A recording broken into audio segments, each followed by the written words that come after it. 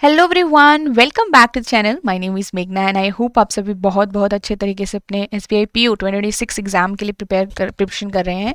जो ये सीरीज़ है आपको हेल्प करेगी रीजनिंग सेक्शन के अंदर, जिसमें हम हर एक चैप्टर को बहुत अच्छे से कवर कर रहे हैं डिफरेंट पार्ट्स के अंदर।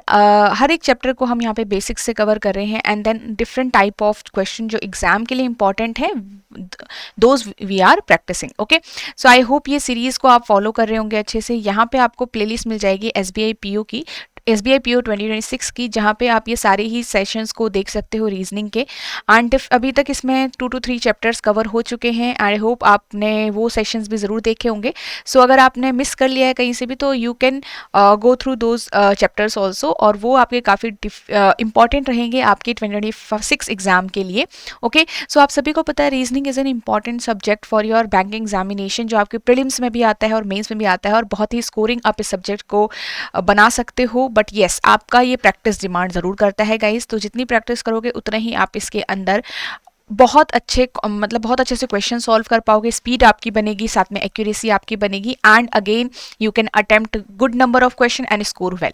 ओके, सो ये सीरीज आपको हेल्प कर रही है आपके SBI PO 2026 एग्जाम के लिए। एंड आई होप आप ये वीडियोस को लाइक कर रहे होंगे एंड एंजॉय कर रहे होंगे। सो लाइक ज़रूर करिएगा वीडियोस को guys, and it will motivate me to provide you such content regularly. Okay, चलो स्टार्ट करते हैं वीडियो को। आज गाइज हमारा कोडिंग डिकोडिंग का चैप्टर है and we are going to discuss part 1 here, जिसके अंदर हम बेसिक से स्टार्ट करेंगे, बेसिकली चीज़ों को। ठीक है, तो कोडिंग डिकोडिंग का चैप्टर काफ़ी इंपॉर्टेंट है आपके बैंकिंग एग्जाम्स के लिए अगेन। एंड यहाँ पे स्टार्ट में हम थोड़ा होमवर्क क्वेश्चन पे बात करेंगे एंड देन हम आगे चलेंगे। Before starting this we have very important information for all of you. यहाँ पे आप ये प्रीलिम्स एंड मेंस का जो ई बुक है, इसे डाउनलोड कर सकते हैं गाइज। ये डिफरेंट एग्जाम्स के मेमोरी बेस्ड पेपर इसके अंदर आपको मिलेंगे with their answer keys, which will help you to practise and analyse yourself कि एग्जाम में कैसे लेवल के क्वेश्चंस आते हैं, क्या पैटर्न रहता है, क्या टाइप ऑफ क्वेश्चंस पूछे जाते हैं, सो दैट आप अच्छे से एक डायरेक्शनल वे में अपने एग्जाम की तैयारी कर पाओ। और ये डिफरेंट एग्जाम के लिए आपको हेल्प करेगा। This E book is completely free, so you can easily download it. The link is given in the description box. यहाँ पे अगर आपके वीडियोस के थ्रू या फिर टेस्ट देना चाहते हैं, तो ये जो आपके कोर्सेज हैं काफ़ी हेल्प करेंगे। अगर आप बैंकिंग एग्जाम्स के लिए सिर्फ फोकस कर रहे हैं, तो बैंकिंग एग्जाम महापैक आपके लिए काफ़ी यूजफुल रहेगा। जो भी इंपॉर्टेंट चीज़ें होती हैं बैंकिंग एग्जाम्स की तैयारी के लिए, ये कोर्स आपका सब कुछ प्रोवाइड कर रहा है आपको। सारी जो भी टेस्ट हो गया, आपकी वीडियोज़ हो गई, आपके इंटरव्यू सेशंस हो गई, वो सारी चीज़ें आपको इस ये कोर्स के अंदर मिल जाएगा। And if you are someone who is also preparing for RBI for 2026, तो आपका एक कॉम्बो पैक है, आपको अलग अलग लेने की ज़रूरत नहीं है। एक कॉम्बो पैक आपका है जिसके अंदर आपको बैंकिंग के सारे एग्जाम्स का पूरा मिलेगा, जो आपको बैंकिंग महापैक में, और साथ ही आपको RBI के फेज़ 1 एंड फेज़ 2 में ये हेल्प करेगा। आप इसमें एनरोल कर सकते हैं। इसी वीडियो के नीचे आपको डिस्क्रिप्शन में लिंक गिवन हो रखा है, या फिर आप aerotab.in वेबसाइट विजिट करके बैंकिंग कोर्सेज पे जाके इसको चेक कर सकते हैं। ओके गाइज, तो let's move on to the homework question. ये मैंने आपको होमवर्क क्वेश्चन दिया था लास्ट, हमने रिवर्स सिलोजिज्म किया था गाइस। तो आपका इसका आंसर मैंने मार्क किया हुआ है। ठीक है, इसके आंसर मैंने आप लोगों के लिए मार्क किए हुए हैं यहाँ पे। आप इनको गो थ्रू कर सकते हैं।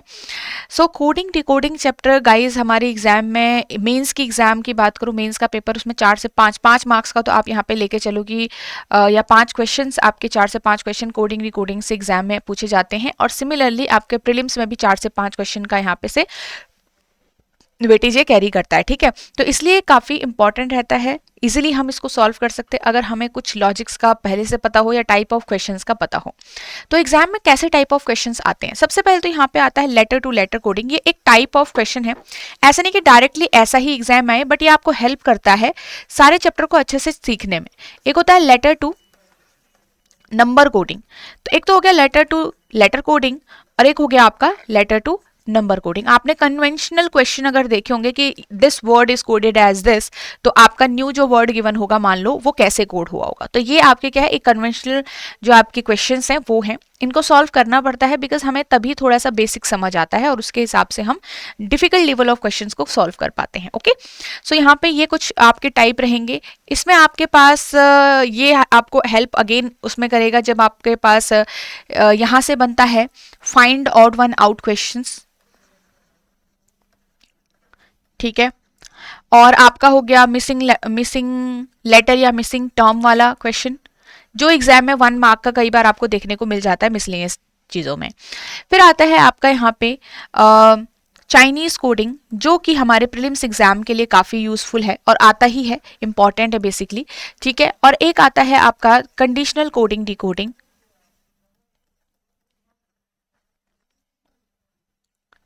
एंड एक आता है आपका न्यू पैटर्न कोडिंग डिकोडिंग और logical coding decoding, where we have to find out the code for a letter, number and symbols. ठीक है। सो ये कुछ टाइप ऑफ क्वेश्चंस है बेसिकली जो हमारे एग्जाम में आते हैं। यहाँ पे जो ये लास्ट वाले 2 दिख रहे हैं ये आपको मेंस के लिए इंपॉर्टेंट होंगे गाइस, और यहाँ पे आपका जो ये ऊपर के पार्ट हैं ये आपके प्रीलिम्स के लिए होंगे, ठीक है। बेसिकली आपका प्रीलिम्स में ज़्यादातर यही वाला पूछा जाता है, आपका चाइनीज़ कोडिंग डिकोडिंग का, और एसबीआई में थोड़ा कई बार आता है, किसी शिफ्ट में आता है, किसी शिफ्ट में नहीं आता है चाइनीज़ कोडिंग डिकोडिंग भी। ओके, चलिए अब यहाँ पे बात होती है कि हमारे 1 बाय 1 इन क्वेश्चंस को अगर हम सॉल्व करते हैं तो ये आपको 2 और चैप्टर में हेल्प करता है। एक आपका अल्फा न्यूमेरिक सीरीज चैप्टर हो गया, एक आपके मिसलेनियस क्वेश्चंस हो गए, और एक आपका हो गया इनपुट आउटपुट क्वेश्चंस। वहाँ पे आपको ये कोडिंग डिकोडिंग का चैप्टर काफ़ी हेल्प करता है, तो आपके लिए इसीलिए काफ़ी यूजफुल हो जाता है कि आपको एक की हेल्प से आप डिफरेंट चैप्टर को समझ पा रहे हो। ओके, नाउ हमारे पास क्या होता है, ए से जेड तक 26 लेटर्स होते हैं टोटल, राइट। अब इन 26 लेटर्स में हम क्या क्या चीज़ें देख सकते हैं और क्या क्या चीज़ें हमें कवर करनी होती हैं। सबसे पहले तो ये समझना इंपॉर्टेंट है कि ये आपकी क्या है, इंग्लिश अल्फ़ाबेटिकल सीरीज, इसे बोलते हैं इंग्लिश अल्फ़ाबेटिकल सीरीज, ठीक है। जहां पे भी ये नाम आपको मिलेगा इसका मीनिंग होता है ए से लेकर जेड तक की सीरीज, ठीक है। अब यहाँ पे ए से आप स्टार्ट कर रहे हो काउंटिंग कभी भी, तो ये है आपका टुवर्ड्स लेफ्ट हैंड साइड, मतलब ये लेफ्ट हैंड साइड है। जेड से आप काउंटिंग शुरू कर रहे हो तो वो आपके राइट हैंड साइड है, या फिर अगर आप ए टू जेड चल रहे हो तो वो आपका नॉर्मल इंग्लिश अल्फाबेटिकल ऑर्डर है या सीरीज है, और अगर जेड टू ए उल्टा चल रहे हो, जेड टू ए काउंट कर रहे हो तो वो आपका रिवर्स इंग्लिश अल्फाबेटिकल ऑर्डर है या सीरीज है, ठीक है। अब इस सीरीज के अंदर हमारे ये 3 तरीके की चीजें हमें याद होनी चाहिए, बिकॉज अब ये देखो ऐसा नहीं कि आप वहां पे ABCD लिखोगे पेपर में और तब जाके इसको करोगे, नहीं, आपको क्या करना है कि यहाँ पे ये पढ़ना ही पड़ेगा, क्योंकि ये हमारे पास जब हम मुश्किल क्वेश्चन करेंगे तो हमारा जो लॉजिक है वो तभी हमारे माइंड में क्लिक करेगा गाइस, जब मुझे ये 3 चीज़ें दिमाग में पहले से हों, ठीक है। अब यहाँ पे प्लेस वैल्यूज आपको हर एक लेटर की याद करनी है। करने के लिए हमारे पास कुछ शॉर्ट ट्रिक्स होती हैं, वो हम समझेंगे।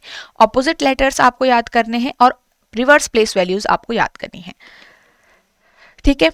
तो एक होता है प्लेस वैल्यूज कौन सी वाली, नॉर्मल वाली, एक होती है रिवर्स वाली। तो नॉर्मल प्लेस वैल्यूज जैसा आप देख रहे होंगे, हर एक लेटर के ऊपर एक नंबर दिख रहा होगा यहाँ पे, और हर एक लेटर के नीचे नीचे यहाँ पे नंबर दिख रहा होगा। ये उनकी क्या है, पोजीशंस हैं। इस अल्फाबेटिकल सीरीज के अंदर इनकी जो पोजीशंस होती है नॉर्मली वो हमारी 1 से शुरू होकर 26 तक जाती हैं। तो जो इनकी पोजीशंस है इस अल्फाबेट सीरीज के अंदर, इसी को हम प्लेस वैल्यूज बोल रहे हैं। तो हर एक लेटर जो है वो एक नंबर को शो करता है, नंबर की पोजीशन को शो करता है बेसिकली, ठीक है। तो आपके पास यहाँ पे इनको याद करने के 2 वर्ड्स आपके पास हेल्प करते हैं। एजोटी, आपने काफ़ी ये वर्ड सुना होगा, ये 5 के मल्टीपल्स में वर्क करता है, जिसके अंदर हर एक लेटर की जो वैल्यू होती है वो 555 की टेबल में होती है। फॉर एग्जाम्पल इसकी वैल्यू 5 होगी, इसकी वैल्यू 10 होगी, इसकी वैल्यू 15 होगी, इसकी वैल्यू 20 होगी, इसकी वैल्यू 25 होगी आपकी, ठीक है। अब ऐसे ही एक और वर्ड हमारे पास होता है सिफ्लोरक्स, ठीक है। ये जो वर्ड है ये काफ़ी हेल्प करता है हमको दूसरे लेटर्स की, ये आपके 3 के मल्टीपल्स में चलता है। जैसे इसका आपके पास 3 है, 6 है, इसका 9 है, 12 है, 15 है, 18 है, 21 है, और ये हो गया 24। तो ये आपके पास कुछ एक वर्ड है जिसके अंदर आप यहाँ पे क्या करते हो, ये 3 के मल्टीपल्स में सारे लेटर्स हैं। अब आप ये 2 वर्ड याद रखोगे तो आपको काफ़ी सारे लेटर्स की प्लेस वैल्यू अपने आप याद रहेगी, और साथ में if we can remember 1 place value, ठीक है, तो हमारे पास उसके जो नेबर्स होते हैं उनकी प्लेस वैल्यू भी हमें याद हो जाती है। जैसे कि आपको पता है एल है, तो एल के बाद आता है एम और एल के पहले आता है के, तो एल की प्लेस वैल्यू 12 है तो इसकी 13 है तो इसकी 11 होगी। So we can easily learn और easily remember the place value of the adjacent letters also, right. तो आपके पास ये वाला हो गया, और अब यहाँ पे हम क्या करेंगे, ये हमने बना लिया, ठीक है, ये हमने याद रखना है। अब ऐसा नहीं होंगे, आप क्या कर सकते हो, आप अपने नेम को यहाँ पे लिख सकते हो, नेम के अकॉर्डिंग जो लेटर आपके आते हैं उसको याद कर सकते हो। तो व्हाट इज योर नेम एक सेंटेंस आपका है, उसको आप लिख सकते हो, ठीक है। तो व्हाट इज योर नेम में आपके पास जब यहाँ पे इस तरीके से आप लिखोगे तो काफ़ी लेटर्स आपके इसके अंदर भी आ जाते हैं, और ये आप अलग अलग लेटर्स की प्लेस वैल्यूज को यहाँ पे याद कर सकते हो, ठीक है। तो एक अब आप जब क्वेश्चन धीरे धीरे सॉल्व करोगे तो आपको अपने आप यहाँ पे लेटर्स की प्लेस वैल्यू याद रहेगी अपने आप ही, ठीक है। आपको इतनी बहुत ज़्यादा यहाँ पे मेहनत नहीं करनी पड़ेगी, और आप धीरे धीरे जब क्वेश्चन सॉल्व करोगे तो वो लंबे टाइम तक आपको याद रहेगा। ओके, चलो अब होता है reverse place values. Reverse place value के लिए हमारे पास हम डायरेक्टली यहाँ पे क्या कर सकते हैं, किसी भी रिवर्स प्लेस वैल्यूज, तो हमारे पास यहाँ पे 27 में से अगर किसी भी लेटर की नॉर्मल प्लेस वैल्यू को हम माइनस कर दें तो उसकी रिवर्स प्लेस वैल्यू हमारे पास आ जाती है। फॉर एग्जाम्पल, अगर मैं 27 minus 13 which is the normal place value of m, तो यहाँ पे कितना आ जाएगा, 14 आ जाएगा। अगर मैं यहाँ पे 27 माइनस 9 कर दूं तो which is the normal place value of i, तो यहाँ पे कितना आ जाएगा, 18 आ जाएगा। अगर मैं यहाँ पे 27 माइनस 12 कर दूं तो मेरे पास 15 आ जाएगा, which is the reverse place value of l। तो यहाँ पे अगर l का निकालूं तो क्या आएगा, यहाँ पे हमने i का किया था और यहाँ पे हमने m का किया था रिवर्स प्लेस वैल्यूज के लिए। तो ये जो फॉर्मूला है आप यूज कर सकते हो किसी भी लेटर की रिवर्स प्लेस वैल्यूज के लिए। और इफ यू कैन डायरेक्टली देखो, अगर मेरे पास मान लो यहाँ पे 18 लिखा है तो इस 18 से आपको दो पहचान होनी चाहिए कि ये का है, क्या है आपका नॉर्मल प्लेस वैल्यू किसकी है गाइज, ये 18 जो है वो नॉर्मल प्लेस वैल्यू है आपका r का, और रिवर्स प्लेस वैल्यू किसकी है, ये रिवर्स प्लेस वैल्यू आपकी ये है i की। तो ये दो चीजें आपको याद होना चाहिए किसी भी नंबर को देखते हुए, या फिर उस लेटर को देखते हुए आपकी उसकी दोनों प्लेस वैल्यूज पता होनी चाहिए, ठीक है। तो कैसे निकालेंगे ये समझ आ गया। इसमें हम और भी तरीके से समझेंगे अभी एक, कि जिसमें हम कैसे पहचानेंगे कि कौन सा उसकी रिवर्स प्लेस वैल्यू क्या होगी। एक तो ये मेथड हो गया। अभी आते हैं हम ऑपोजिट लेटर पे। तो तीन चीजें थी हमारे पास, थर्ड है ऑपोजिट लेटर वाला पार्ट। ऑपोजिट लेटर्स बोल लीजिए या फिर रिवर्स लेटर बोल लीजिए, ठीक है, ऑपोजिट लेटर या फिर रिवर्स लेटर, ठीक है। अब यहाँ पे इन लेटर्स को याद करने का, आप देख रहे होंगे सीरीज के अंदर हमने क्या किया हुआ है, हर एक लेटर के नीचे दूसरा लेटर है। तो आपके पास टोटल 26 लेटर्स होते हैं, जिसके 13 पेयर्स में हमारे पास ऑपोजिट लेटर्स होते हैं। जैसे कि यहाँ पे B और Y है, यहाँ पे D और Y है, यहाँ पे E और V है, यहाँ पे F और U है, G और T है, इस तरीके से यहाँ पे आपका पूरा है, ठीक है। अब ये आपका क्या हो गया कि हर एक लेटर का उसका ऑपोजिट है। जैसे A Z का ऑपोजिट होता है, B Y का ऑपोजिट होता है, C X का ऑपोजिट होता है। तो यहाँ पे इनके लिए कुछ वर्ड हम यूज कर लेते हैं, जैसे आजाद आपका हो गया तो A और Z के लिए आप यहाँ पे याद रख सकते हैं। बाई हो गया, बाई बोलते हैं बाई लोगों हम किसी को। C crux, crux of the passage होता है, जैसे कि हमारे पास, तो यहाँ पे आपके हो गया CRU, X आपका ऑपोजिट हो गया। फिर माउंटेन ड्यू आपका हो गया, तो D और W आपका ऑपोजिट होता है माउंटेन ड्यू करके। और फिर आपका हो गया LOVE लव, तो LO ऑपोजिट हो गया, VE ऑपोजिट हो गया आपका। UFO, ठीक है, UFO आपका हो गया जिसमें U और F ऑपोजिट होता है। और क्या हो गया यहाँ पे गाइस, और आपके पास हो जाता है F के बाद क्या आता है G, तो GT रोड आपने सुना होगा, तो ये हमारे पास एक हो गया G और T ऑपोजिट। फिर H, तो हाई स्कूल आपका हो गया ऑपोजिट टू ईच अदर, ठीक है। I, इंडियन रेलवे आपका हो गया I and R opposite to each other.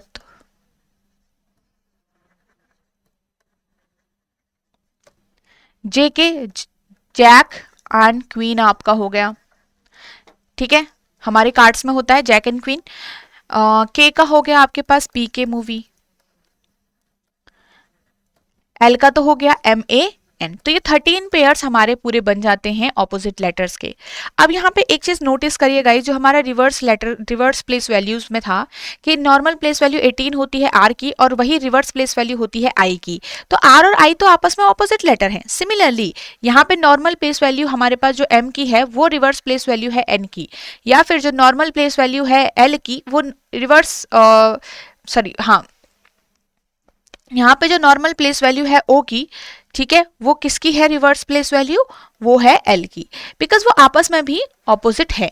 तो आपके पास एक चीज याद रखिए कि अगर मैं यहाँ से एक चीज समझ पाई है, हम यहाँ पे से एक चीज समझ सकते हैं कि अगर किसी लेटर की मुझे रिवर्स प्लेस वैल्यू निकालनी है तो वो होती क्या है, वो रिवर्स प्लेस वैल्यू एक तो 27 माइनस करके निकल जाता है, या तो आपके पास क्या होती है, वो होती है normal place value of its opposite letter. ठीक है, एक आपका ये हो गया, इसलिए हमें इसके लिए ऑपोजिट लेटर जरूरी था। तो ये तीन चीजें जो है आपकी काफी इंपॉर्टेंट रहेगी to understand the logic, because यहाँ पे कोडिंग डिकोडिंग जब हम कर रहे होते हैं, डिकोड कर रहे होते हैं कोई कोड, तो वहां पे हम लॉजिक्स का यूज करते हैं। अब ये लॉजिक्स जो है वो हम अगर सिंगल क्वेश्चन आप ये देख रहे होंगे, ये आपके सामने है, इसको पहले समझिए। इस क्वेश्चन में कहा गया है ना certain code this computer is coded as this, तो आपको बबल का फाइंड आउट करना है। तो कंप्यूटर के अंदर आपके पास जो भी लेटर है वो कैसे कोड किया गया है, अब आपके ये चीज आपको देखनी है। यहाँ पे जितने लेटर इसमें है उतने ही लेटर उसके कोड में भी हैं, तो आपके कुछ पैटर्न्स में ये लॉजिक लग रहा हो। तो पहले तो लॉजिक्स का पढ़ते हैं कि क्या क्या लॉजिक्स हमारे होते हैं। ठीक है, लॉजिक्स क्या क्या होते हैं, एक होता है आपका ऑपोजिट लेटर्स। ठीक है, ये कुछ चीजें आपको माइंड में पहले से होनी चाहिए। एक होता है आपका ऑपोजिट लेटर्स का, ऑपोजिट लेटर्स जैसे आपका हो गया A to Z होता है ना, और आपका हो गया B का Y होता है, D का W, ये ऑपोजिट लेटर्स हो गए। तो एक लॉजिक क्या हुआ कि हर एक लेटर अपने ऑपोजिट में चेंज हो गया है। ठीक है, एक होता है +1, हम इसकी भाषा में, कोडिंग की भाषा में +1 +1 +1 हो रहा है हर जगह। +1 का मतलब होता है नेक्स्ट लेटर, +1 का मतलब होता है नेक्स्ट लेटर। उसी तरीके से +2 का मतलब क्या होता है, सेकंड सक्सीडिंग लेटर, या फिर सेकंड सक्सीडिंग लेटर। ठीक है, सेकेंड नेक्स्ट लेटर भी बोल सकते हो आप उसको। -1 का क्या हो जाएगा गाइस, -1 मतलब है हर एक लेटर अपने -1 में कन्वर्ट हुआ है। -1 मतलब उसका प्रीवियस लेटर में कन्वर्ट हुआ है। जैसे M मान लो कन्वर्ट हो गया L में, तो हम बोलेंगे -1 हुआ है। ठीक है, तो हर बार हम ऐसा बोलने वाले हैं। अगर मान लो U कन्वर्ट हुआ है T में, तो ये अपने किस में हुआ है, प्रीवियस लेटर में कन्वर्ट हुआ है। तो बेसिकली यहाँ पे कोडिंग की भाषा में बोलेंगे -1 हुआ है। ठीक है, अगर -2 होगा तो क्या बोलेंगे, हर एक लेटर -2 में हुआ है, तो सेकेंड प्रीवियस, या फिर सेकेंड आप इसको बोलोगे सेकेंड प्रीसीडिंग लेटर भी बोल सकते हो आप। प्रीसीडिंग मतलब इमीडिएट प्रीसीडिंग, और सेकेंड प्रीसीडिंग मतलब -2। ये कुछ लॉजिक्स हैं गाइस जो हमारे यूज होते हैं कभी भी किसी वर्ड को लेटर, मतलब किसी भी वर्ड का कोड के लिए। एक हमारे पास क्या हो जाता है, यहाँ पे पूरा लेटर्स हैं, हर वर्ड के पूरे वर्ड में आपके 4-5 लेटर हैं जितने भी आ रहे हैं। तो एक में +1 हुआ होगा, एक में +2 हुआ होगा, एक में +3 हुआ होगा, ये काउंटिंग हमारी कॉन्सिक्यूटिवली आगे बढ़ रही है, ये भी एक लॉजिक है। या फिर लॉजिक में +1 -1 +1 माइनस, मतलब एक लेटर मतलब ऑल्टरनेटिवली चल रहा है, ऑल्टरनेटिवली आपका +1 -1 मतलब next letter previous letter, next letter, ये भी एक लॉजिक है गाइस। ठीक है, तो ये आपका किस में यूज हो रहा है, ये आपका यूज हो रहा है कन्वेंशनल कोडिंग डिकोडिंग में, जिसमें लेटर टू लेटर या फिर लेटर टू नंबर कोडिंग का आपको यहाँ पे हेल्प मिलने वाली। ओके, तो ये कुछ दिमाग में आपने पहले से रखना है। धीरे धीरे जब आप क्वेश्चन सॉल्व करोगे, ये लॉजिक्स आपके माइंड में बनते रहेंगे, एड ऑन होते रहेंगे कि यस ये लॉजिक भी अप्लाई होता है क्वेश्चंस में। अब ये लॉजिक्स जब लगते हैं, जब कोड बनता है, तो वो कैसे बनता है, लॉजिक्स में आपका अप्लाई होते हैं पैटर्न्स में, कुछ पैटर्न्स आपके होते हैं। ठीक है, तो ये सारे हमें कहाँ पे यूज हो रहा है कि कभी कोई लेटर दूसरे लेटर में अगर कन्वर्ट हो जाता है तो फिर क्या होता है। ठीक है, तो आपके पास यहाँ पे पैटर्न्स में कैसे लगता है, जैसे कि अब मेरे पास पूरा वर्ड है, अब अगर एक लेटर का कोड उसी के नीचे होगा तुरंत, ठीक है, अगर हर एक लेटर का कोड उसके तुरंत नीचे है, तो हम इसको बोलते हैं स्ट्रेट पैटर्न। स्ट्रेट पैटर्न एक हो गया आपका नंबर 1 पैटर्न, जो सबसे ज्यादा अप्लाई होता है गाइस हमारे कोडिंग में, ऐसे क्वेश्चंस के अंदर जिसमें हमारा हर एक वर्ड का कोड तुरंत उसी के नीचे, हर एक लेटर का कोड तुरंत उसी के नीचे लेटर में होता है, मतलब वो उसी तुरंत नीचे दिए गए लेटर में ही कोड हुआ है। एक होता है आपका क्रॉस पैटर्न। क्रॉस पैटर्न में मतलब अलग अलग तरीके से होता है। क्रॉस पैटर्न दो के मतलब एक एक पेयर में हो जाता है, जैसे ऐसे कि लेटर्स का कोड जो है वो क्रॉस में हुआ है, इंटरचेंज हुए हैं ऐसे करके, या फिर 3 के क्रॉस में हो सकता है ये वाला ऐसे। ठीक है, और या फिर आपका 4 के क्रॉस में भी हो सकता है। तो दो तरीके से हो सकता है, ऐसे और ऐसे। तो ये पूरा आपका रिवर्स हो गया। तो ये cross patterns and straight patterns हमारे अप्लाई होते हैं किसी वर्ड के अंदर। अब यहां पे हमने जैसे कि देखा, सबसे पहले कंप्यूटर को मैं अगर लिखूं DPNQVUF और S, तो आप अगर सबसे पहले हमेशा यहाँ पे अप्लाई स्टार्ट करोगे स्ट्रेट पैटर्न से। जब आप स्ट्रेट पैटर्न से अप्लाई करोगे तो आपका आर से एस बना। अब इसको जैसे मैंने आपको सिखाया ना, यहाँ पे नेक्स्ट लेटर को क्या बोलते हैं, प्रीवियस लेटर को क्या बोलते हैं, अब आप यही यूज करोगे। सी का डी चेंज हो गया, तो सी का डी कन्वर्ट जब हुआ तो उसमें प्लेस वैल्यूज अगर आप याद रखोगे तो यहाँ पे आपको काफी हेल्प मिलेगा किसी को भी लॉजिकली पहचानने का। सी का डी मतलब +1 होता है, आर के तुरंत बाद नेक्स्ट लेटर है या फिर +1 है। सब लेटर्स में ये पूरा फिर अब फॉलो करना चाहिए, या तो कोई सीक्वेंस शो होना चाहिए। तो हर एक लेटर में +1 हो रहा है, तो यही हमारा लॉजिक है कि हर एक लेटर में +1 हो रहा है स्ट्रेट पैटर्न के साथ। तो ये सेम आप बबल में यूज करोगे +1, तो बी के बाद सी, यू के बाद वी, सी, एल के बाद एम और ई और एफ, ये आपका आना चाहिए। तो सी, वी, सी, एम और एफ आपका आ रहा है। This will be my correct answer. Okay, now next question, if the code of bridge is this, what is the code of river bank. अब देखो फिर से यहाँ पे हमारे पास सबसे पहले हमने ये वर्ड लिखा अपना, उसके नीचे उसका कोड लिखा। सबसे पहले we will always check for straight patterns. अब यहाँ पे देखो, मान लो मुझे नहीं समझ आ रहा कि जी से जे कैसे हुआ, ई से एच कैसे हुआ, बी से ई कैसे हुआ, तो कभी भी मान लो आपको नहीं समझ आ रहा, वैसे तो जब सॉल्व करोगे या प्रैक्टिस करते रहोगे तो आपको काफ़ी चीज़ें विजिबल हो जाती हैं अपने आप ही धीरे धीरे, बट नहीं मान लो समझ आ रहा तो आप इनके प्लेस वैल्यूज़ के उनके ऊपर लिख लो। जब आप उनके प्लेस वैल्यूज़ को लिखोगे तो नंबर के फॉर्म में आपको लॉजिक काफ़ी अच्छे से क्लियर हो जाता है। तो जब आपने यहाँ पे ऐसे करके ये किया तो आपको ये दिखेगा कि यहाँ पे +3, यहाँ पे +3, यहाँ भी +3, यहाँ +3, यहाँ +3 और यहाँ भी, तो हर एक लेटर का +3 में कन्वर्जन हो रहा है। +3 का मतलब होता है थर्ड नेक्स्ट लेटर। ओके, तो अब आपके पास यहाँ पे जो रिवर बैंक है उसमें +3 आपको उसमें हर एक लेटर का स्ट्रेट पैटर्न ही लगा है, यहाँ पे याद रखिएगा।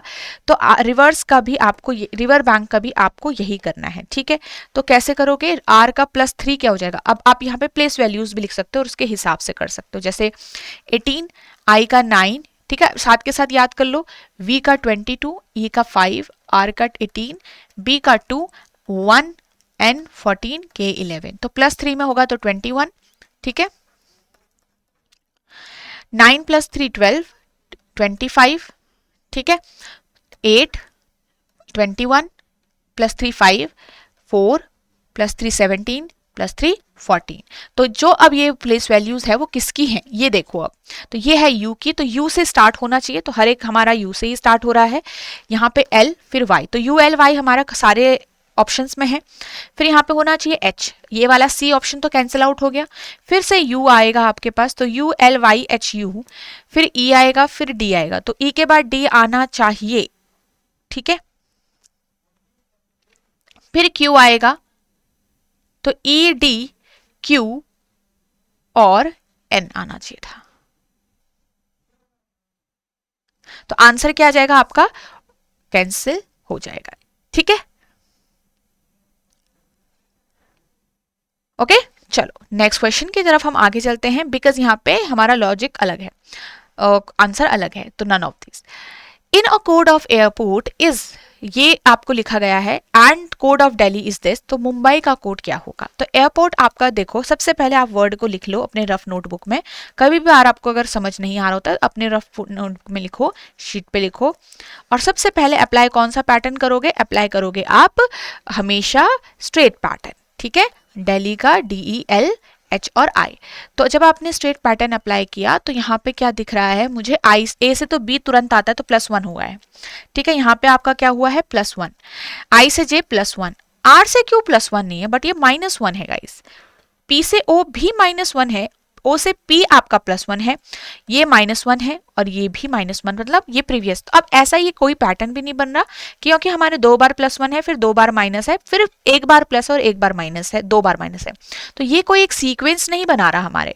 यही सेम यहाँ अगर मैं देखूं तो डी से आपके पास C, F, K, G और J बन रहा है। तो देखो हर बार नहीं है जरूरी कि आपका +1 -1 ही यहाँ पे हो रहा हो, ऑपोजिट लेटर हो सकता है, या फिर आपका लेटर्स को किसी एक पर्टिकुलर लेटर में कन्वर्ट हुआ है। यहाँ पे भी आप देखोगे तो -1 हुआ है, यहाँ पे +1 हुआ है, यहाँ -1 हुआ है, यहाँ पे भी -1 हुआ है और यहाँ पे +1 हुआ है, तो ये भी कोई पैटर्न शो नहीं कर रहा। तो अब हम क्या करेंगे, स्ट्रेट पैटर्न तो लगाया, बट एक चीज आप देखोगे ना, सो जहाँ +1 हो रहा है वो सिर्फ वॉवल है, तो वॉवल्स में ही +1 हुआ है, और जो कॉन्सोनेंट्स हैं गाइस, क्योंकि कॉन्सोनेंट अलग हो सकते हैं, वोवल एक अलग हो सकता है, ये एक लॉजिक बैठ रहा है कि वोवल्स में +1 हुआ है और कॉन्सोनेंट को -1 किया है, मतलब कॉन्सोनेंट को प्रीवियस लेटर्स में कन्वर्ट किया है। सो अगर ये चीज दोनों ही वर्ड के हर एक लेटर में फॉलो हो रहा है तो यही हमारा लॉजिक रहेगा। R to Q हो गया, ठीक है, P to O हो गया, समझ गए हम लोग। तो मुंबई में भी आपका U जो है वो U के बाद V आता है, ठीक है, ए के बाद बी आता है, आई के बाद जे होता है, तो ये हमारे बी जे लास्ट में है हर एक कोड में, तो यही हमारा हो रहा है LM बी का ए हो जाएगा और ये आपका हो गया, तो LVLA, तो LVLA BJ will be my answer. Okay, now next question for us.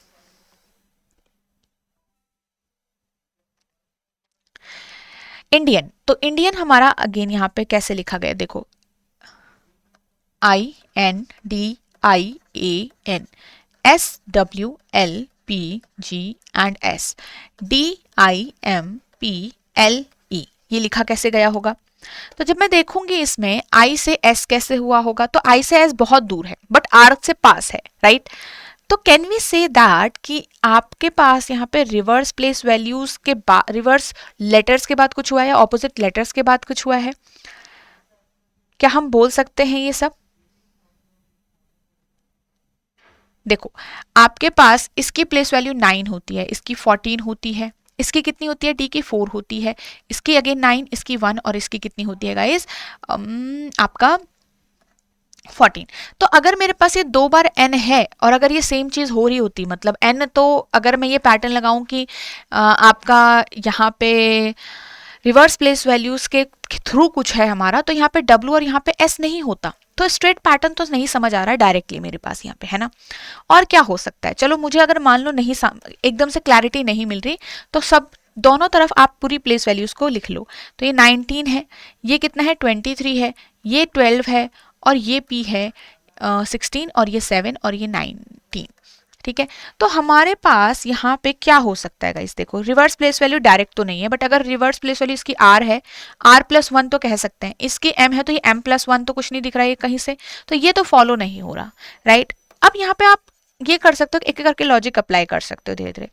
अब स्ट्रेट पैटर्न में एक बार मैथमेटिकल ऑपरेशन करके देख लो, मतलब मैथमेटिकली +1 -1 करके देख लो, कुछ बैठ रहा है तो ठीक है, नहीं हो रहा है तो फिर हमें आगे करना पड़ेगा। देखो यहाँ पे 9 से 19 बना +10, यहाँ पे 14 to 23 हो रहा है +9, यहाँ पे 4 to 12 होना है +8। अब ये थोड़ा सा समझ आ रहा है कुछ कि क्या हुआ है, +8 +9 +8 +10 +9 +8, तो ये डिक्रीज होता जा रहा है बट कॉन्सिक्यूटिवली डिक्रीज हो रहा है एक सीक्वेंस के साथ। +8 के बाद यहाँ पे 7 होना चाहिए, यहाँ पे 6 होना चाहिए, यहाँ पे 5, जो कि हर एक लेटर में फॉलो कर रहा है, तो हम कह सकते हैं डिक्रीजिंग ऑर्डर में आपके जो नंबर्स हैं वो ऐड हुए हैं, डिजिट जो है वो ऐड हुई हैं। तो सेम अगर यहाँ पे हम लगाए, हमारा आंसर होना चाहिए, तो आपके पास यहाँ पे डिक्रीज हो रहा है तो एक सीक्वेंस बन रहा है, तो दिस इज द लॉजिक है। सेम चीज आप यहाँ पे स्टार्ट करोगे +10 से ही, क्योंकि ऊपर वाले दिए गए वर्ड में भी 10 से ही शुरू हुआ है और जहां तक जा सकता है वहां तक आप इसको लेके जाओगे। +7 यहाँ होगा, +6 यहाँ होगा, +5 आप यहाँ पे करोगे, ठीक है। तो आपके पास लेटर्स का इसका +10 कितना होगा, तो ये 4 है, ये 9 है। अब ये प्लेस वैल्यूज लिखने में आपको लग रहा है टाइम है ना, कि टाइम टेकिंग हो रहा है ये तो प्रोसेस, बट इतना जरूरी नहीं है कि टाइम टेकिंग ही आपको बनाना है इसको, नहीं, आप इसको ऐसा कर सकते हो कि आप मेंटली रखो इसको और मेंटली डायरेक्टली ऐड करके लेटर को लिख सकते हो। ये तो उन लोगों के लिए जो शुरू कर रहे होंगे, है ना, पहली बार पढ़ रहे होंगे। 13 होता है, 16 होता है, 12 होता है और 5 होता है, तो 4 + 10 14 दैट इज n, तो n से शुरू होना चाहिए, 9 + 9 that is 18 that is r, तो n और r यहाँ पे मेरे 2 ऑप्शन तो रॉन्ग हो जाएंगे। 13 + 8 कितना हो गया गाइस, 21 दैट इज u, 16 + 7 आपका कितना हो जाएगा, आपका हो जाएगा 23 that is w, and 12 + 6 that is r, और ये हो गया 10, तो j, तो NRU WRJ will be my answer, that is correct. Okay, now next question, computer again लिखा गया है, थोड़ा सा आप देखोगे तो मुझे ये लेटर सारे जितने कंप्यूटर के हैं वो सेम टू सेम यहाँ पे दिख रहे हैं. There is no change in the letters, there is no new letter. अब अगर कोई भी नया लेटर ऐड नहीं हुआ होता है तो हो सकता है क्या किया हमने, जो भी गिवन लेटर थे उन्हीं की पोजीशन को यहाँ वहाँ कर दिया. तो हमेशा ये चीज देखना, अगर कोई नया लेटर कोड में ऐड नहीं हुआ है तो हो सकता है, ये मैं अगेन बोल रही हूँ पॉसिबिलिटी है, तो अगेन आपका क्या हो सकता है कि या तो सारे लेटर्स को रिवर्स ऑर्डर में लिख दिया है या तो किसी तरीके से वो ऑर्डर में अलग अलग हुए. अगर ये रिवर्स ऑर्डर में होता पूरा पूरा तो आपके पास आर से वर्ड शुरू होता और सी से खत्म होता कोड, जो कि नहीं है, राइट, जो कि नहीं है. तो यहाँ पे क्या हुआ है, पेयर में आप देखो रिवर्स हुए हैं, ये यहाँ आया, ये यहाँ आया, ये यहाँ आया, ये यहाँ आया, ये यहाँ आया, यहाँ आया, राइट. तो रिवर्स में ऑपोजिट में, तो आपको भी यही करना है, इसमें भी आपको डायरेक्टली इनकी पोजीशंस पेयर्स में कन्वर्ट करनी है. तो ई जी लास्ट में आना चाहिए. तो डी ऑप्शन को यहाँ पे अगर हम देखेंगे तो ई जी सिर्फ इसमें है, ओके. और साथ में देखो A L, G N, A U और फिर ई जी. तो आपका D option is the right answer. ठीक है, तो इस तरीके से हम क्वेश्चंस को सॉल्व करते हैं गाइज, एंड आई होप ये आपको अच्छे से क्लैरिटी दे रहा होगा. अगेन याद रखिए, इस टाइप के क्वेश्चन डायरेक्टली एग्जाम में बहुत कम आते हैं, मतलब ऐसा नहीं कि आते ही नहीं है. अब 1 मार्क में कई बार आपका ये आ जाता है एक क्वेश्चन, और ऐसा नहीं है कि आपका ये हम टाइम वेस्ट कर रहे हैं इसको समझने में, ये हमें हेल्प करता है to understand the difficult level of question better and to understand the logic. तो यहाँ के बेसिक लॉजिक से ही आप आगे चलते हो. ये जो आपके सामने क्वेश्चन है इसको ट्राई करेंगे. If bank is return as this then gate and gate is return as this, तो what will be the code of loan. इसको ट्राई करेंगे हम एक बार, ट्राई करो आप लोग तब तक.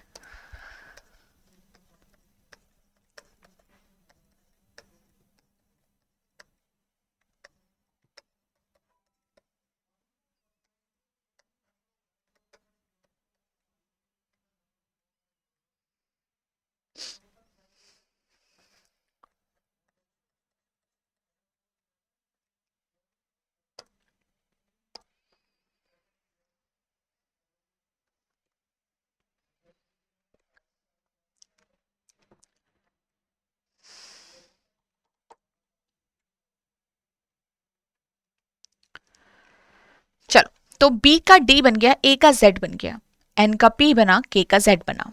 नहीं समझ आ रहा तो प्लेस वैल्यूज को लिखो, 2, 1, N का 14 एंड 20, 11. ठीक है, 11 में से 10 बना तो -1 हो गया गाइस, इसका 16 बना तो मुझे +2 दिख रहा है. यहाँ पे भी -1 बोल सकते हैं या फिर ऑपोजिट बोल सकते हैं, दोनों में से कुछ भी बोल लेना. अभी B से D हुआ है तो आपके पास ये +2 ही हुआ है. तो यहाँ पे दो जगह तो +2 हो रहा है ना, यहाँ पे +2 हो रहा है, बट इस वाले में या तो ऑपोजिट है और या तो -1 है. इन दोनों में से एक चीज है. अब यहाँ पे K से डैश Z -1 है. लेट्स सी गेट पे क्या है, इससे इसमें -1 है, यहाँ से यहाँ +2 है, यहाँ से यहाँ अगेन ऑपोजिट या -1, यहाँ से यहाँ तो आपका +2 ही है. तो +2 अब ये भी -1 ही होगा क्योंकि अलग से तो होगा नहीं कोई लेटर का ये. तो आपके पास क्या हो रहा है, सिंपली सीरीज चल रही है, +2 -1 का सीक्वेंस बार बार आपका रिपीट होगा. तो +2 से स्टार्ट होके -1, +2 -1 +2 -1, ये ऑल्टरनेटिवली चलता रहेगा. तो आपके पास लोन में भी स्टार्ट होगा +2 से, फिर होगा -1, फिर होगा अगेन +2 और फिर होगा -1. तो यहाँ पे M से शुरू होगा, C आएगा, फिर आपके पास O का -1, दैट इज O के तुरंत पहले प्रीवियस लेटर कौन है, N है. ठीक है, और इसका +2 अगर आपका करोगे तो N है. तो NNCM will be my correct answer. Okay guys, चलो, तो यहाँ पे हमने कुछ लॉजिक्स को समझा है, जो कि हम जब हमारा लॉजिक बेस्ड कोडिंग सॉल्व करेंगे मेंस वाला पार्ट, तो वहाँ पे ये सारी ही चीज़ें आपको ध्यान में रहेगी, वहीं पे आप ये काम करोगे.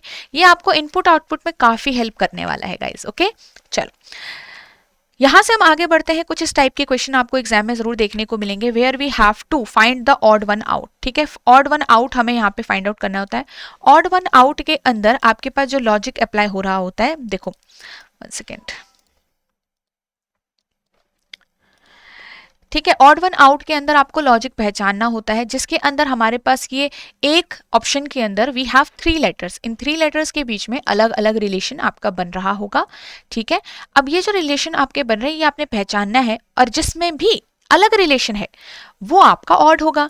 तो आपके पास B, E और H, तो हमेशा इनकी प्लेस वैल्यूज को लिख लो, आपको पूरी क्लैरिटी मिल जाएगी. तो B, E, H मतलब 2, 5 और 8 कितना हो रहा है, +3, यहाँ से +3. C, F और I, C, F और I में क्या हो रहा है, +3, अगर आप ध्यान से देखो तो ये भी +3 है, 6 to 9 है ना। D to G अगर आप देखोगे तो D, G और J प्लस आपके पास कितना हो गया, ये यहाँ पे 3 है, 4 to 7 और 10, तो ये भी +3 है। तो यहाँ तक ये तीनों ही +3 हो रहा है हर बार।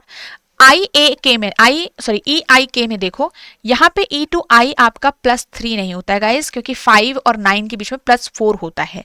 तो आपके पास डी ऑप्शन अलग रिलेशन शो कर रहा है बाकी तीनों से, तो यही ऑड होगा। फिफ्थ ऑप्शन जो है आपका उनकी तरह ही रिलेशन शो कर रहा होगा। Okay, now find the odd one out. ये अगेन आपने क्या देखना है, 3 लेटर्स में रिलेशन क्या है अलग अलग ऑप्शंस में, A, C और F। तो A, C और F में क्या है, 1, 3 और 6, तो यहां से यहां तो +2 हो रहा है, यहां से यहां हमारा +3, तो जरूरी नहीं यही लॉजिक हो, हमें ये चेक करना पड़ेगा। बी डी और जी में देखो, बी डी और जी में 4 और 7 और 2, तो यहाँ पे +2 है, यहाँ +3 है। तो इसका मतलब यही रिलेशन है कि पहले से दूसरे में आने पे +2 लेटर और दूसरे से तीसरे में आने पे +3 लेटर। ठीक है, सी ई एच को देखो तो सी ई और एच +2 और +3, ठीक है, +2 और +3, तो हमारे पास ये तीनों ही सेम शो कर रहे हैं, तो ये सेम होंगे। डी एफ आई को देखो तो डी 4 है, एफ 6 है, +2 फिर +3, ठीक है। नेक्स्ट ई टू जी देखो, यहाँ पे +2 हो रहा है, बट जी टू के 7 to 11 आपका कितना हो जाएगा, +4 हो जाएगा, जो कि हमारा क्या है, अलग है। तो E option is the odd one. Why? Because ये हमारा अलग शो कर रहा है। एक तो हो गया आपका ऑड वन टाइप का, एक मैंने आपको बोला मिसिंग लेटर वाला।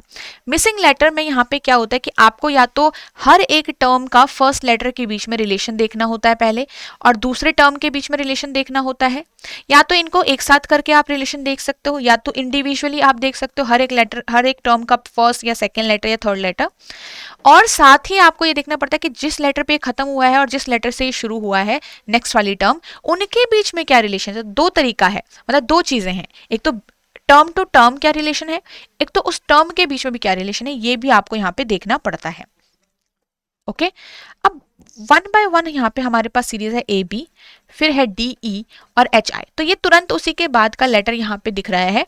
तो मैं ऐसा करती हूँ डायरेक्टली इसके बाद इसमें देख लेती हूँ। +2 हुआ है हमारा यहाँ पे, राइट, इसमें +3 हुआ है यहाँ से आने में, तो हो सकता है यहाँ से यहाँ आने में पहला लेटर के बीच में आपका +4 हो रहा होगा, और जो इसका बाद का लेटर है उससे एस में +5 होना चाहिए।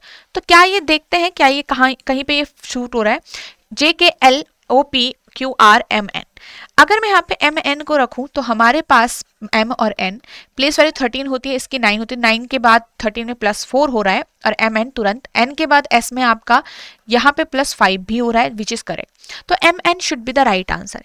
इवन इफ अगर आप इस तरीके से देखो कि पहले लेटर का पहले लेटर से और दूसरे लेटर का दूसरे लेटर से, तो भी आपका MN ही आएगा, क्योंकि A से D की तरफ आपका क्या हो रहा है +3, B से E की तरफ +3, H से M की तरफ फिर D से H की तरफ फिर आपका थोड़ा ज्यादा हो जा रहा है +4, E से I की तरफ +4, फिर यहाँ से H से M की तरफ +5 और I से N की तरफ +5, तो ये इंक्रीज होता जाएगा हर एक टर्म के साथ। Okay, now we have next question, और ये आपका होमवर्क होगा गाइज। इस क्वेश्चन को मैं आपको होमवर्क के लिए दूंगी, क्लियर है? चलो,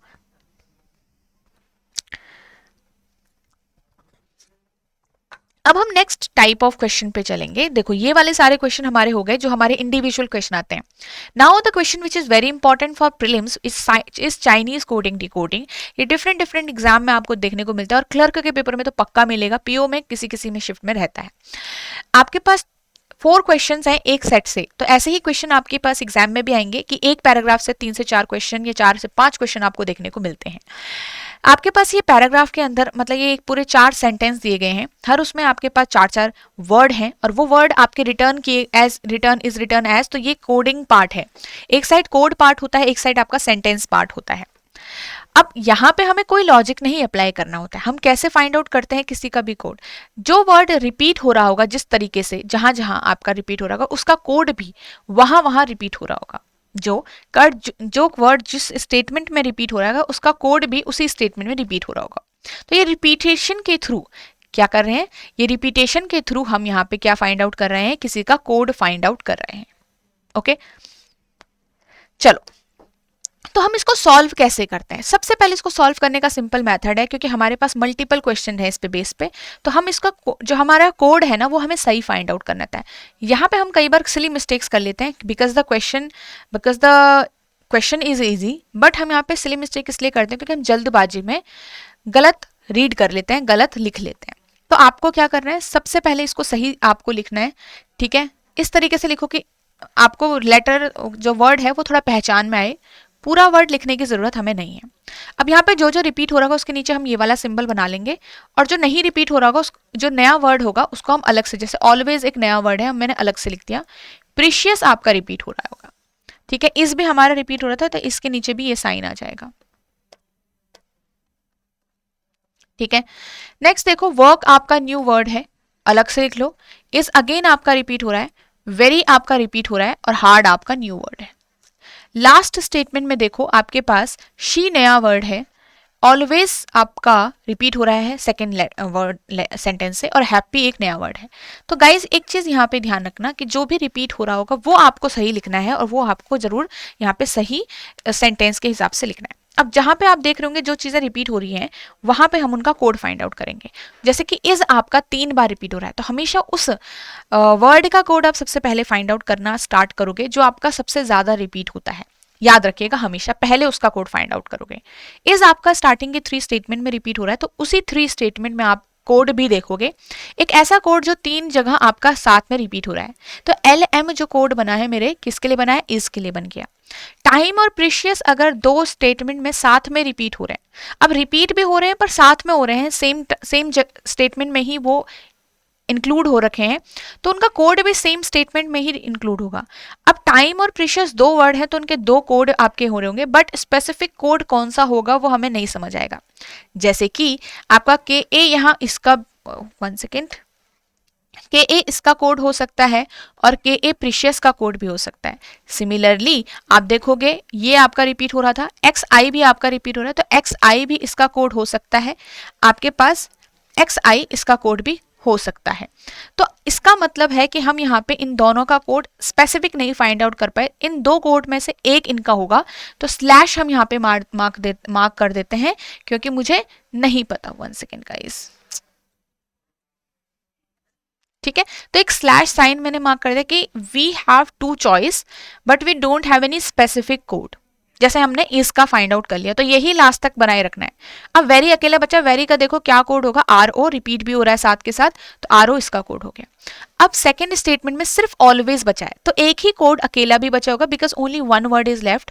तो अकेले वर्ड का कोड जो है वो हम फाइंड आउट कर सकते हैं किसी भी स्टेटमेंट के अंदर। नाउ वर्क और हार्ड कहीं पे भी रिपीट नहीं हो रहे हैं, और सेम ही स्टेटमेंट में आपके 2 वर्ड बच गए, तो 2 वर्ड जब बचेंगे हम एक स्पेसिफिक कोड नहीं फाइंड आउट कर पाएंगे इन दोनों के लिए। तो इसका मतलब हमारे पास जो TE है और ZA है उसके बीच में स्लैश आ जाएगा कि इन दोनों में से कोई भी इन दोनों कोड में जा सकता है। शी और हैप्पी सेम आपके पास रीजन है कि इन दोनों का भी मेरे पास नहीं मिला, तो स्लैश जहां जहां है वो स्पेसिफिक किसी का कोड नहीं है, ठीक है। अब देखो क्वेश्चंस का आंसर कैसे करेंगे और कैसे क्वेश्चंस एग्जाम में एक्सपेक्ट कर सकते हैं हम। What does FU mean in that code language, कि FU कैसे लिखा जाएगा। अब FU देखो इंडिविजुअली आपको ऑलवेज का दिख रहा है, तो आप ऑलवेज मार्क कर लो। नाउ टाइम का देखो, टाइम का क्या कोड होगा गाइस। अब टाइम के लिए मेरे पास 2 चॉइस है, या तो KA और या तो XI। अब इन दोनों में से कौन सा है मुझे नहीं पता, तो अगर स्पेसिफिक कोड नहीं मिल पाया तो आप वहां पे आंसर क्या करोगे, in these particular type of options आप चूज करोगे कैन नॉट बी डिटरमाइंड, क्योंकि यही आपका करेक्ट होगा। Okay, now in the coded language which word is coded as RO, तो RO कौन सा कोड यहाँ पे रहा होगा, वेरी का कोड आप स्पेसिफिकली फाइंड आउट कर चुके हो, तो आपके पास यहाँ पे RO जो है वो वेरी का होगा, करेक्ट।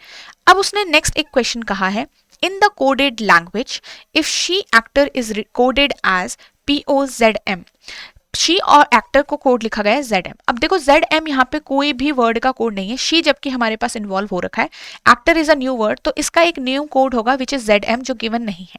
तो ऑब्वियसली जो ये PO बचा है ये किसका कोड बनेगा, हमारा PO का कोड होगा, मतलब शी जो वर्ड है वो PO के लिए है।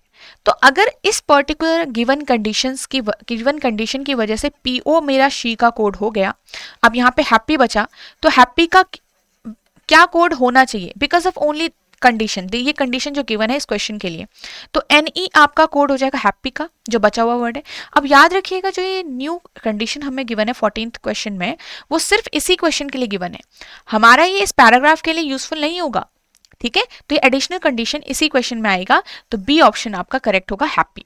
ओके, तो इस तरीके से जब आपको गिवन हो तो आप दूसरे वर्ड का कोड फाइंड आउट कर पाते हो, ठीक है। चलिए, इसी तरीके से ये नेक्स्ट क्वेश्चन है आपका, इसको भी ट्राई करेंगे। वन बाय वन आप क्या करोगे, इनका कोड लिखोगे और पूरी तरीके से स्टेटमेंट को लिखो और उसके बाद उनका कोड फाइंड आउट करने का ट्राई करो।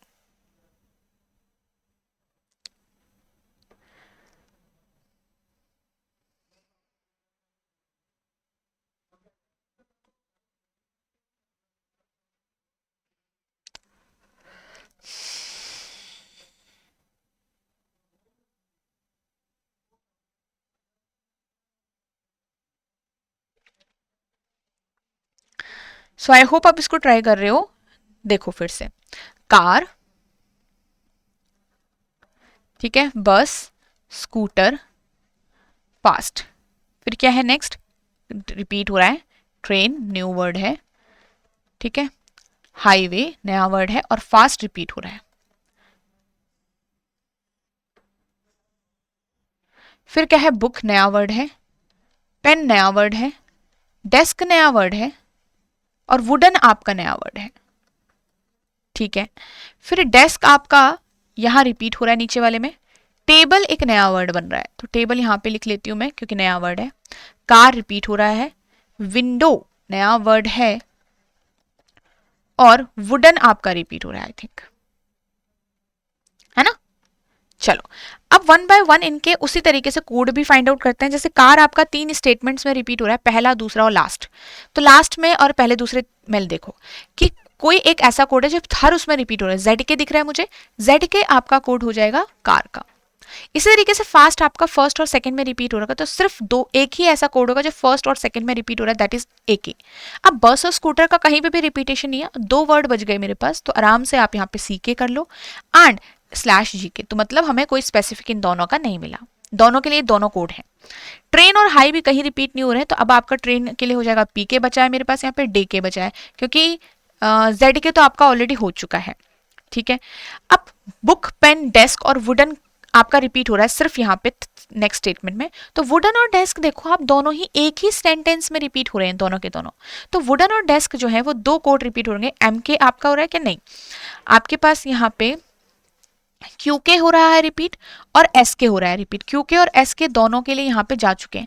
अब वुडन और डेस्क में यही आप लिखोगे क्योंकि हमें नहीं पता कि कौन सा स्पेसिफिक होगा, बिकॉज जहां वो रिपीट हो रहे हैं वहां दूसरा वर्ड भी रिपीट हो रहा है। तो हमेशा ये चीज याद रखना कि अगर दोनों वर्ड एक ही सेंटेंसेज में रिपीट हो रहे होंगे तो उनका कोड वो दोनों ही सेंटेंस में रिपीट होने की वजह से हमें यहाँ पे स्पेसिफिक नहीं पता चला होगा। बुक और पेन 2 वर्ड बच गए अगेन, अब इन दोनों के लिए क्या होगा, मेरा MK और NK बचा है, तो MK NK बुक और पेन के लिए यहाँ पे हो जाएगा, मैं दोनों के लिए एक साथ ही लिख रही हूँ यहाँ पे। टेबल और विंडो भी आपका अकेला बच गए हैं, दोनों वर्ड एक ही लास्ट सेंटेंस में, तो वहां पे के लिए आपको बचा है क्या, ZK हो चुका है, RK और KK, राइट। तो ये 2 वर्ड है, ये कहीं पे भी नहीं आए होंगे, यही लास्ट हमारे बचे भी हुए हैं। तो थोड़ा जब हमारे पास इस तरीके से होता है तो थोड़ा ध्यान से क्वेश्चन को सॉल्व करना, जल्दीबाजी में करोगे तो यहाँ पे एक्यूरेसी खराब हो जाएगी आसान क्वेश्चन में भी, ठीक है। कई बार तभी होता है ना जब हम सोच के आते हैं कि मैंने तो भाई 80 क्वेश्चन किए थे या तो मैंने रीजनिंग में 30 क्वेश्चन किए थे, बट मेरे मार्क्स इतने कम कैसे हो गए, वो इसी वजह से होता है जब हम जल्दीबाजी में आके और ओवर कॉन्फिडेंस की वजह से क्वेश्चन को गलत कर देते हैं, ठीक है। सो कार का क्या कोड होगा गाइस, कार का आपने फाइंड आउट कर लिया था ZK। बुक का क्या कोड होगा, बुक का हमने फाइंड किया था, नहीं हम नहीं कर पाए थे बुक और पेन का, तो हमारे पास कांट बी डिटरमाइन चूज करेंगे। अब आपके पास जो 17th क्वेश्चन है उसमें देखो KK is the code for which of the following, देखो KK मुझे नहीं पता तो कांट बी डिटरमाइन तो गिवन नहीं है, but we have a choice है। अब KK जो है आपका टेबल और विंड, KK के लिए या तो टेबल हो सकता है या तो विंडो हो सकती है। अब दोनों ही स्पेसिफिक कौन सा होगा वो मुझे नहीं पता चल सकता, तो I will choose option number D कि इन दोनों में से कोई भी है, दोनों ही मेरे लाइक कर रहे हैं, तो यही ऑप्शन सही हो रहा है, ठीक है। तो आपका हमेशा जब इस तरीके का ऑप्शन गिवन हो तो आप आइदर वाला चूज करोगे, ना कि नन ऑफ दीज। इस केस में नन ऑफ दीज तब चूज होता है जब हमारे ऊपर दिए गए ऑप्शंस में से कोई भी सही नहीं बैठ रहा है, देखो अब नया एक कंडीशन अगेन आपको गिवन है, इस कंडीशन की हेल्प से आप यहाँ पे ट्राई करोगे। देखो उसने क्या कहा कि स्कूटर, ट्रेन, हाउस और फास्ट। अब फास्ट का आपको ऑलरेडी पता है कि यहाँ पे AK है, तो यहाँ पे इसका तो AK हो गया। और हाउस का, house is a new word. Train और स्कूटर का देखो नहीं पता हमें, तो आपके पास यहाँ पे स्कूटर और बस का स्लैश है, बट गिवन नया वाला जो सेंटेंस है उसमें क्या गिवन हो रखा है, ठीक है। तो अब यहाँ पे देखो GK आपका यहाँ पे गिवन है, तो ये ऑब्वियसली हमारा स्कूटर के लिए होगा, बिकॉज स्कूटर के लिए ऊपर या तो CK हो सकता है या तो GK हो सकता है। अब नई कंडीशन जो दी गई है उसके अंदर आपके पास वर्ड का GK दिया है, तो आपके पास बस का यहाँ पे बचा हुआ जो वर्ड है वो बन गया CK, ठीक है। तो चलो इसको छोड़ दो अभी के लिए, हमने यहाँ पे बस का फाइंड आउट भी नहीं करना वैसे। तो PK किसका हो जाएगा, PK किसके लिए है यहाँ पे, हाईवे या ट्रेन। अब आपका ट्रेन इन्वॉल्व है ओनली सिर्फ, तो जो PK और DK, तो यहाँ पे PK हो गया वो ट्रेन का ही होगा, बिकॉज हमारे पास ये एडिशनल कंडीशन एक तरीके से बन रही है। बिकॉज क्योंकि देखो from the given paragraph for train we have PK और DK, but with additional condition हमारे पास यहाँ पे PK आपका ट्रेन का है तो उसी का कोड बन जाएगा। तो आपके पास जो हाईवे है उसका कोड क्या बचेगा, इसकी वजह से, ट्रेन का वजह से हमारे पास इसका कोड बन जाएगा D और K, ठीक है। हाउस एक नया वर्ड है तो इसका कोड भी नया होगा, कोई न्यू कोड देखो यहाँ पे क्या गिवन हो रखा है इस गिवन में, TK और AK। TK I think AK क्योंकि गिवन हो रखा है, AK तो फास्ट का हो गया ना, तो आपके पास TK जो कोड है वो हाउस का है, तो आपके पास हाईवे का DK हो गया। टेबल हमारे पास यहाँ गिवन है क्या, टेबल, टेबल यस, टेबल का कोड जो है RK और KK। और विंडो, तो टेबल और विंडो हमारे दोनों ही इन्वॉल्व, देखो टेबल और विंडो भले हमें दोनों का कोड नहीं स्पेसिफिक नहीं पता, पर जब दोनों ही कोड, दोनों ही वर्ड यहाँ पे प्रेजेंट है तो उनके कोड यहाँ पे प्रेजेंट हो सकते हैं, और हमें यहाँ पे जरूरी नहीं लगाना होता है पता कि स्पेसिफिकली कौन किसका है, because both the words included तो both the code will be include. तो हमारे पास यहाँ पे सीक्वेंस मैटर नहीं करता है इस पर्टिकुलर टाइप क्वेश्चन में, ठीक है। फास्ट आपका AK हो गया, तो ये चारों ही जो कोड है, चारों ही कोड मेरे पास प्रेजेंट होने चाहिए, बस यही देखो विदाउट एनी सीक्वेंस। तो ये चारों कोड मेरे कहाँ पे प्रेजेंट हो रखे हैं, DK, AK, RK and KK। तो मेरे पास जो ये प्रेजेंट हो रखे हैं वो कहाँ हो रखे हैं, ऑप्शन नंबर C में, DK, AK, KK, RK। तो विदाउट एनी सीक्वेंस आपको सिर्फ ये पहचानने हैं कि ये चारों कोड प्रेजेंट होने चाहिए, तो C option is the right answer. इस तरीके से आप इन क्वेश्चंस का आंसर करते हो गाइस, एंड आई होप ये आपको इजीली क्लियर हो गया होगा। एंड यहां से आगे देखो, इसके बाद हमारा एक और क्वेश्चन है, now we have 3 letters in each code. अब इस टाइप के क्वेश्चन को आराम से आपको सॉल्व करना है। अगेन आप क्या करोगे कि यहाँ पे जो चारों स्टेटमेंट दी गई है इनको लिखोगे, और वन बाय वन ये जो क्वेश्चंस आपके गिवन है इस पैराग्राफ पे बेस्ड ये क्वेश्चंस को आंसर करोगे, ठीक है। अब इसी तरीके से आपको एग्जाम में भी करना है, यही आपका शॉर्टकट ट्रिक मेथड है, यही आपकी करेक्ट अप्रोच भी है to solve this particular type of question accurately, ठीक है। अब ये आपका धीरे धीरे, इसमें आप टाइम कम लगा सकते हो जब आप धीरे धीरे प्रैक्टिस करोगे, और स्लाइटली मतलब आपकी जो स्पीड है वो ग्रेजुअली इसमें इंक्रीज हो जाएगी, ओके। और ये क्वेश्चन मैं आपको होमवर्क के लिए दे रही हूँ, this question will be for your homework, इसको ट्राई करिएगा, and in the next class we will solve this question, okay. चलो, तो आई होप आपको अच्छे से क्लियरली ये हमारे पास जो आज की इस वीडियो में हमने basic coding sequence, coding decoding पढ़ा है, तो ये आपको क्लियर हो गया होगा। तो आप क्या करोगे यहाँ पे, अगेन इस पे बेस्ड 20 to 25 क्वेश्चंस की आप प्रैक्टिस करो, सो दैट कि आपका ये चैप्टर स्ट्रॉन्ग बन जाए एक बार में, ओके। अब इसके बाद जो नेक्स्ट पार्ट आएगा उसके अंदर हम थोड़ा डिफिकल्ट लेवल क्वेश्चंस कवर करेंगे जो मेंस के लिए इंपॉर्टेंट है। वहां से आप समझोगे कि इन टाइप के क्वेश्चंस को हम कैसे अप्रोच कर सकते हैं एग्जाम के अंदर भी, ओके। चलिए, so that's all for today's video guys, and I hope आपको ये आज की वीडियो अच्छी लगी होगी, you have enjoyed today's session, so you can like the session, okay. और यहाँ पे अगर आप चैनल पे न्यू है, चैनल को जरूर सब्सक्राइब करिएगा, बिकॉज आपको यहाँ पे डिफरेंट सेशन आएंगे इंपॉर्टेंट एग्जाम के लिए, ताकि वो आप मिस ना करो, ओके। सो ये आपका जो बैंकिंग एग्जाम्स महापैक है, इसके अंदर ये सारे ही डिलीवरेबल्स आपको मिल रहे हैं, जिसके अंदर वीडियोस भी हैं रिकॉर्डेड, और साथ में आपके टॉपिक वाइज टेस्ट भी हैं from pre to mains. Current affair भी आपका यहाँ पे होगा, monthly compilation to MCQs, descriptive English का भी मटेरियल आपको मिलेगा, आपका रिगार्डिंग IBPS का जो एग्जाम है या फिर आपका SBI का एग्जाम है, तो दोनों में अलग आपके जो टाइप ऑफ क्वेश्चन है अलग आते हैं, तो आपको डिफरेंट डिफरेंट मटेरियल मिलेगा दोनों के लिए। आपकी कंप्यूटर क्लासेस का भी और कंप्यूटर नोट्स भी आपको यहाँ पे अवेलेबल होंगे, टेस्ट भी अवेलेबल होंगे, मिनी मॉक टेस्ट है आपका, फुल लेंथ मॉक टेस्ट है, इंटरव्यू गाइडेंस है, ठीक है। तो ये सारी ही चीज़ें जो भी आपके एग्जाम के लिए इंपॉर्टेंट है वो सारी यहाँ पे अवेलेबल है गाइज। तो आप इसमें एनरोल कर सकते हो aerotab.in से, और या फिर आप यहाँ पे इसी वीडियो के डिस्क्रिप्शन में जाओगे, आपको लिंक मिल जाएगा। ओके, चलिए। सो यहाँ पे आपके डेमो लेक्चर्स भी अवेलेबल है गाइज, वो भी आप देख सकते हो, और वो कम्प्लीटली फ्री हैं, जो कि आपको हेल्प करेंगे ये समझने में कि ये कोर्स में आपको कैसा पढ़ाया गया है। सो चलिए गाइस, हम मिलते हैं नेक्स्ट सेशन के अंदर, where we will discuss coding decoding part 2।